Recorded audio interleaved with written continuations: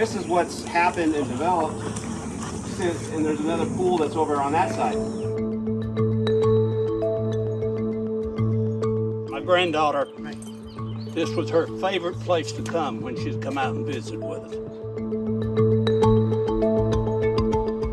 Imagine 300,000 gallons per day of effluent flowing through.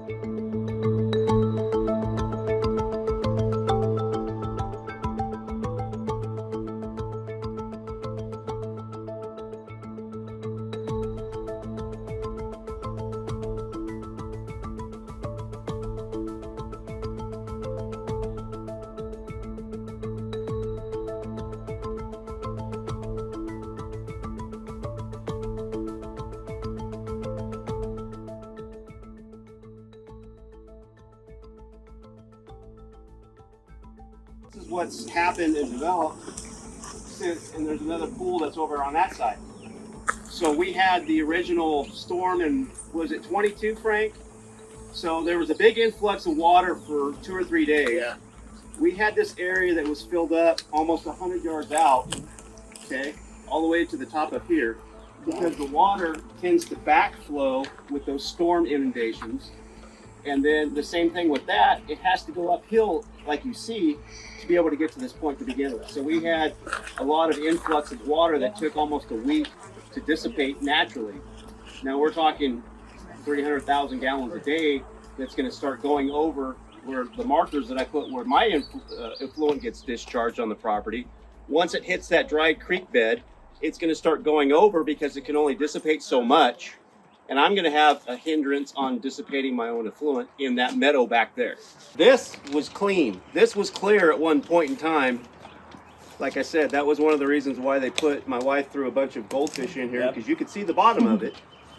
But now it's not. It's now milky, residuey. So I moved here in 2007 and I explored this whole section. I think there are 60 something lots here, anywhere from 4 to 6 acres. And I have never seen, we found that watering hole, I think when we first started looking at the property, before we ever bought it. And I had never seen all this silt, that color water there. It's just, and all of it began after the clear cut next door. So what's going to happen, you know, when we start getting 300,000 gallons of effluent water each day?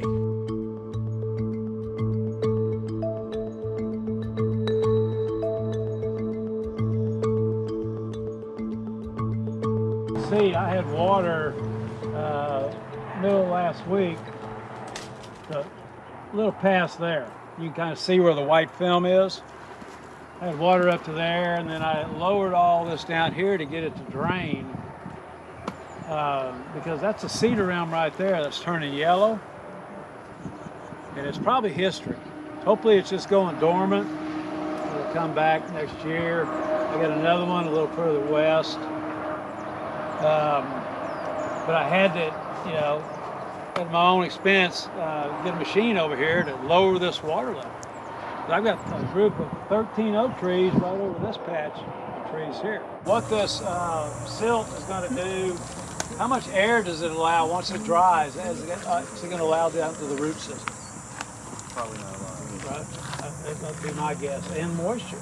You know, whatever they didn't get to the bottom coming up. So, supposed to have a contract. TCEQ is supposed to give me a contractor down here to deal with this. It's going to be a booger down here. Come and get rid of the silt without damaging everything else. So right now, all this water is just rain runoff, correct? It's not even the right. This is storm water. Yeah. That's correct. And like I said, you were standing in it before.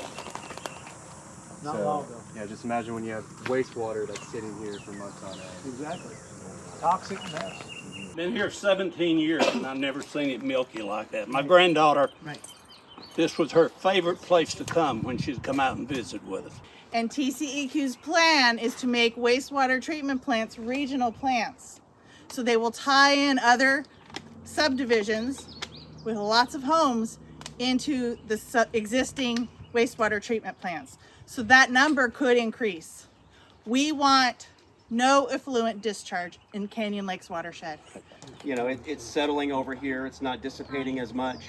But when you start adding in the potential of that standing water having algicides in there because of the phosphorus that's going to be coming from over there, it's going to affect this ecosystem even more than what it already is.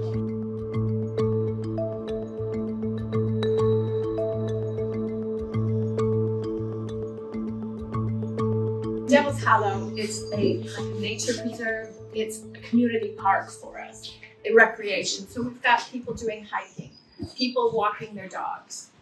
We do tours, horseback riding. I wish they wouldn't do that because they leave something behind.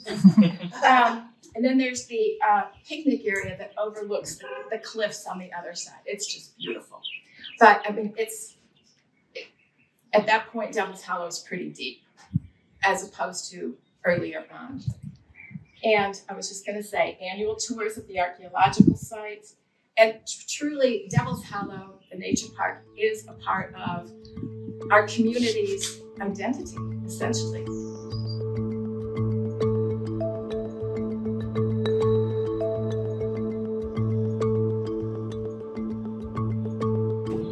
My good friend said, Marty, you want to go to the Indian cave? This was back in like 2008. And I said, sure, let's go. So we went to the cave, and you have to climb the hill to get there. I mean, it's an arduous climb up the hill.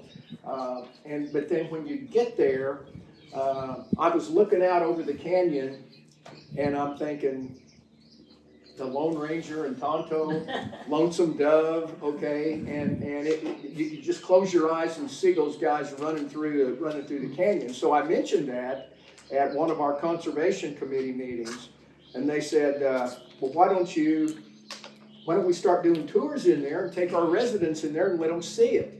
We found a number of not Clovis points, but archaic points that date back 8,000 years. And of course the effluent would damage the surface of those. Because they're made of chert, they wouldn't really deteriorate, but any sort of wood artifacts or pottery artifacts, this effluent would be acidic.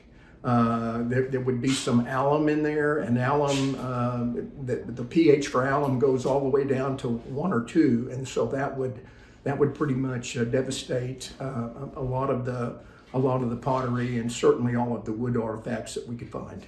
It's a treasure that we have here, and it's a shame that this effluent is going to run right through the middle of our archaeological site. We've got the rock shelter on the West Canyon wall, and just right across from that is the terrace where they had a big camp. And according to Dr. Collins, the rock shelter was like an ancient Hilton, because they had they had a roof over their head, and there was a spring that came right out of the wall of the cave that forms a beautiful waterfall going down, and there's a pool at the bottom.